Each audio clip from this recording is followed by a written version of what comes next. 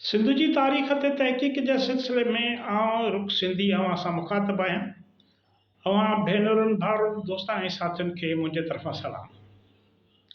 अॼु पाण सिंध ते अरगूननि ऐं तुर्खाननि जे कब्ज़े वारे दौर में सिंध सां थियल हाञनि, ज़्यादतियुनि ऐं अवामत सां थियल कुलूर ते ॻाल्हाईंदासीं। अॼु इन ते बि ॻाल्हाईंदासीं त अरगूननि ऐं तुर्खाननि जी वेड़ में सिंध कीअं ॿिनि हिसनि में विरहाइजी वई। दारेफ़ोरू सुल्तान महमूद बखरी जा ॿ भाइर सिंध जोधनि कीअं मारिया, कहिड़नि कहिड़नि क़बीलनि ज़ातियुनि जे माण्हुनि अरगूननि सां किथे किथे कहिड़े कहिड़े हंध ते चोटूं खाधियूं। तमामु अहम वीडियो आहे, इंतिहाई अहम मौज़ू आहे। इन करे अव्हांखे गुज़ारिश आहे त हिन वीडियो खे आख़िर ते ॿुधो, उन ते पंहिंजा राय ॾियो, उन सां गॾोगॾु वीडियो खे ज़रूरु लाइक कयो। अरगूननि ऐं तुर्खाननि जो जेको दौरु हुयो सिंध लाइ इंतिहाई हाञेकार दौरु रहियो। न फ़क़ति सिंधियुनि खे ग़ुलामीअ जे संगरुनि में ज़ंजीरनि में जकड़ियो वियो, पर सिंध जी वहदत ते बि वार थींदा रहिया। हिन ई दौर में अरगूननि ऐं तुर्खाननि जी पंहिंजी पाण में ॼुडापट सबबि सिंध ॿिनि हाकिमियतुनि विच में विरहाइजी वई। अरगून हुक्मरानी जो सिज लहण बैदि तुर्खाननि ऐं अरगूननि जे गवर्नर विच में वेड़ सिंध खे ॿिनि हिसनि में विरहाए छॾियो। हिक हिसे ते तुर्खान हाकुम थी वेई रहिया त ॿिए हिसे ते अरगूननि जो अॻु मुक़ररु थियल गवर्नर पंहिंजो कब्ज़ो बरक़रार रखंदे तुर्खाननि जी हाकिमियत क़बूल करण खां इनकार करे छॾियो। अरगून हुक्मरान मिर्ज़ा शाह हसन जी 1555 ईस्वीअ में वफ़ात थी, जंहिंखां पोइ सिंध मुल्क ॿिनि हिसनि में विरहाइजी वियो। ठटे में मिर्ज़ा ईसा खान तुर्खान जो राज क़ाइमु थियो ऐं बखर में वरी सुल्तान महमूद बखरीअ जो कब्ज़ो बरक़रार रहियो। अरगूननि 35 साल सिंध ते राज कयो। संदन दौर सिंध लाइ ज़ुल्म ऐं वहशत जो दौर थी गुज़रियो। शाह हसन जे वफ़ात खां पोइ तुर्खाननि जी हुकूमत क़ाइमु थियण सां सिंध जी वहदत ई ख़तमु कई वई। सिंधियुनि खे ज़ुल्म ऐं सितम जा नवां ॾींहं ॾिसणा पिया। मिर्ज़ा शाह हसन अरगून जे मौत वक़्तु सुल्तान महमूद बखरी अली पोटरनि में मौजूदु हुयो। जॾहिं मिर्ज़ा जो लाश ठटे ॾांहुं खंयो वियो, तॾहिं महमूद बखरी तड़ तकड़ में बखर ॾे रवानो थियो। हिन बखर जे इलाइक़े ते कब्ज़ो करे वरितो। उन खां पोइ लॻभॻि 20 साल पाण सिंध जे उत्तर वारे हिसे जो हाकुम थी रहियो। पहिरियों अचो त इहो ॾिसूं त इहो सुल्तान महमूद बखरी हुयो केरु। सुल्तान महमूद जा वॾा खोज़िस्तान जा हुआ, जेको असफ़हान जो हिकु तालुक़ु आहे।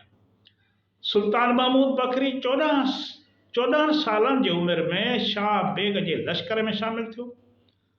समन खां इक़्तिदार खसण वारी जंग में महमूद बखरी शाह बेग जे लश्कर में शामिल हो। समन ऐं अरगूननि में ही जंग 1520 में थी। शाह बेग महमूद बखरीअ खे बखर जे क़िले जो नाज़िम मुक़ररु कयो। 1522 में शाह बेग जी वफ़ात खां पोइ संदसि पुटु मिर्ज़ा शाह हसन अरगून सिंध जो हाकुम थियो। पोइ बि बखर जो इलाइक़ो महमूद बखरी जे हाकिमियत में रहियो। महमूद बखरी कच्छ जे वाॾीअ सां जंग वक़्तु शाह हसन अरगून जी भरपूर मदद कई हुई। हिमायूं दहली जो तख़्त ताज विॼाए जॾहिं 1541-42 धारे सिंध में पहुतो, त उन वक़्त बि शाह हसन अरगून जे हुकुम ते महमूद बखरीअ हिमायूं लाइ मुश्किलातूं पैदा कयूं। जॾहिं 1955 में शाह हसन अरगून फ़ौत थियो, तॾहिं सिंध खे ॿिनि हिसनि में विरहायो वियो। ठटे ते तुर्खाननि जो राज क़ाइमु थियो ऐं बखर ते महमूद बखरी ख़ुदि मुख़्तियारी सां हुकूमत करण लॻो। सुल्तान महमूद बकरी मिर्ज़ा शाह हसन अरगुन जे मौत खां पोइ जॾहिं बखर रवानो थियो तॾहिं वाट ते सेवण ते कब्ज़े जी कोशिश कयईं, लेकिन उते मौजूद तुर्खानी अमीरनि संदसि इहा कोशिश नाकाम बणाए छॾी। नेठि हू मजबूर थी अची बखर पहुतो। संदसि ठटे जे हाकिम मिर्ज़ा ईसा तुर्खान सां लाॻीती दुश्मनी ऐं इख़्तिलाफ़ बरक़रार रहिया। सन 1556 में मिर्ज़ा ईसा खान तुर्खान बखर ॾांहुं काहे आयो, जीअं इहो इलाइक़ो पंहिंजे कब्ज़े हेठि आणे। ॿिन्ही धुरियुनि में 15 ॾींहं लड़ाई थींदी रही। महमूद बखरी किले खां ॿाहिरि न निकितो। हिन जंग में घणो जानी नुक़सानु थियो। जंहिं बि धुर जो माण्हू ॿी धुर खे हथु लॻो उनखे क़त्ल कयो वियो। इन विच में ठटे ते पोर्चुगीज़नि हमलो कयो। हमले जो ॿुधी मिर्ज़ा ईसा बखर मां वापसि हलियो वियो ऐं ईअं हीउ खून ख़राबो कंहिं बि मक़सद खां सवाइ पंहिंजे पुॼारी ते पहुतो। हीअ ख़बर ॿुधी महमूद बकरी सेवण ते अची फुरलुट कई। जॾहिं मिर्ज़ा ईसा वापसि हलियो वियो त महमूद बकरी मौक़ियो सम्झंदे सेवण ते ॿीहर काह कई, फुरलुट कई ऐं इन इलाइक़े खे वीरान करे छॾियो। सुल्तान महमूद ऐं मिर्ज़ा ईसा कॾहिं बि दोस्त न थी सघिया।